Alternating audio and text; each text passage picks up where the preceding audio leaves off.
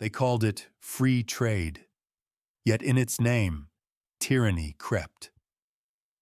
Imagine a system where commerce promised freedom but delivered control, where markets became chains and prosperity masked plunder.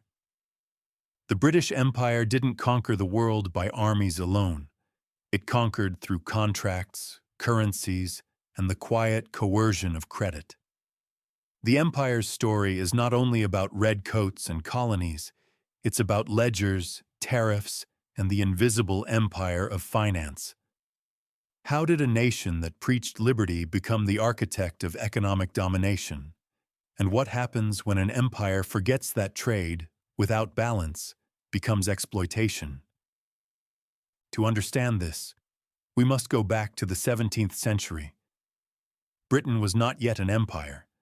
It was an island struggling for survival, caught between continental wars and limited resources. The seas were its salvation. The East India Company, chartered in 1600, was not merely a trading firm. It was a prototype of corporate power. It had its own army, its own currency, and soon, its own diplomacy. Under the banner of trade, it built an empire of influence, extracting resources from Asia while flooding those same markets with British goods. The balance of exchange was deliberately broken. India, once the world's textile powerhouse, found its mills dismantled. Bengal's weavers starved as their cloth was replaced by machine-made cotton from Manchester. Trade became a weapon, and the language of commerce became the language of control. By the 18th century, Britain's financial revolution was in full swing. The Bank of England was founded in 1694 to fund the government's wars through debt. But debt, when managed skillfully, can be more powerful than conquest. The state and private capital fused into one system, a machine that could finance expansion indefinitely. London became the center of global credit, its pound sterling the measure of trust. To trade with Britain meant to depend on its banks, its insurers, and its navy. The seas were not just routes of commerce. They were arteries of empire. And the Royal Navy didn't just defend trade, it enforced it.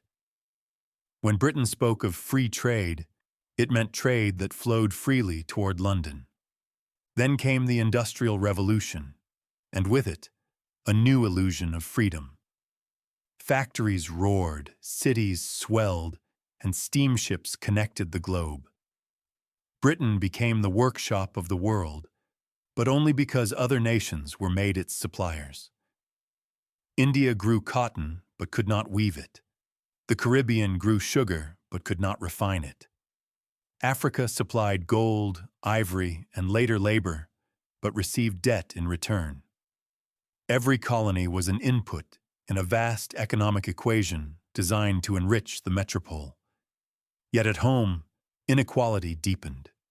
Industrial profits flowed upward, while the workers who powered the empire lived in squalor. The wealth of nations, it seemed, had a price paid in human lives. The 19th century was Britain's golden age and the world's gilded cage. The empire's ideology of civilizing trade masked the reality of resource extraction. When colonies resisted, Britain used gunboats and tariffs. The Opium Wars against China revealed the empire's true nature. When trade failed to serve London's interests, force followed. The empire sold addiction as commerce, and when China tried to ban the poison, British cannons answered. It was a war not for survival, but for market access, a symbol of how deeply profit had replaced principle. But every empire plants the seeds of its own decline. By the late 19th century, the system that had made Britain rich began to strain.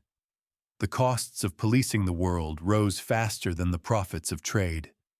Industrial rivals, Germany, the United States, Japan, adopted Britain's methods and improved them.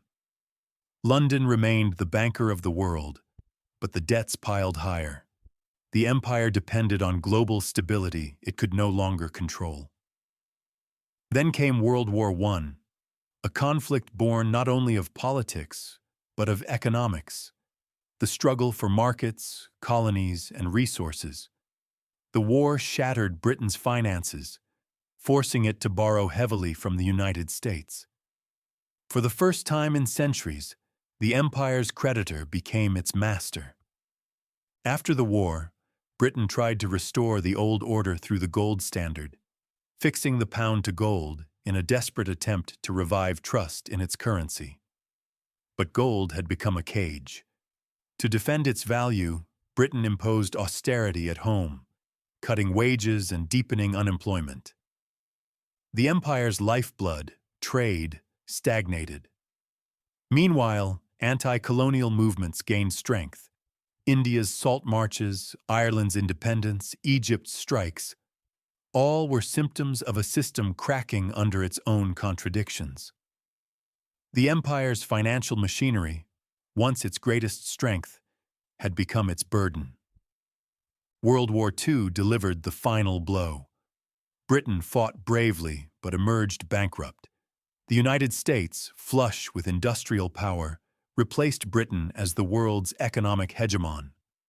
The pound sterling, once the world's reserve currency, yielded to the dollar.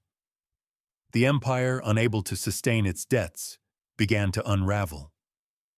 In 1947, India, its most valuable colony, won independence. The workshop of the world had become a debtor to its former colonies. Trade, once the tool of dominance, now exposed dependence.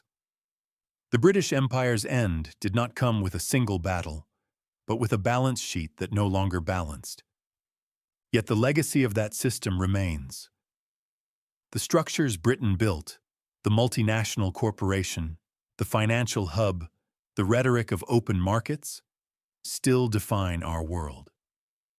Today, when the International Monetary Fund dictates austerity, or when developing nations are trapped in debt, the ghost of the empire's trade logic lingers. Free trade remains a beautiful phrase hiding an ugly truth, that without fairness, it becomes a mechanism of dependency. The same flows of capital that once drained India now move digitally across the globe, extracting wealth not through conquest, but through code and credit. Consider this. In the 19th century, one nation controlled nearly a quarter of the world's economy. In the 21st, a handful of corporations control more data, trade, and finance than most countries combined. The empire never truly died. It simply changed form. Its flag became a logo, its armies became algorithms, and its colonies became markets. The same patterns repeat. Concentration of power, illusion of equality, collapse of trust. When wealth flows in one direction too long, even the strongest systems break. So what can we learn from Britain's economic empire? First, that control disguised as cooperation always decays from within. A system built on imbalance breeds resentment and resistance.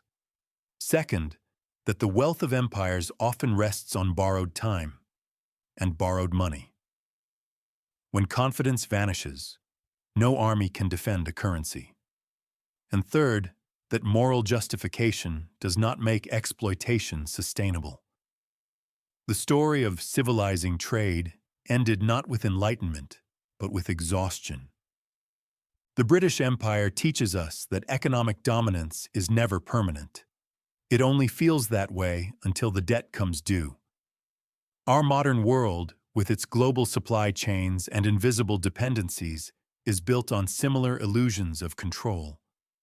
We tell ourselves that trade brings freedom, that markets are neutral, that profit equals progress. But beneath the numbers lie the same forces: greed, imbalance, and the quiet tyranny of money. When trade becomes too powerful to question, it becomes the very thing it once claimed to fight: tyranny disguised as freedom. History doesn't repeat, but economic patterns do. The British Empire fell not because it lost its navy or its colonies, but because it lost trust. And in a world where currency, debt, and trade are once again stretched to breaking point, that lesson is more than history. It's a warning. Because when the world's markets forget balance and nations mistake domination for stability, collapse is never a question of if, but when.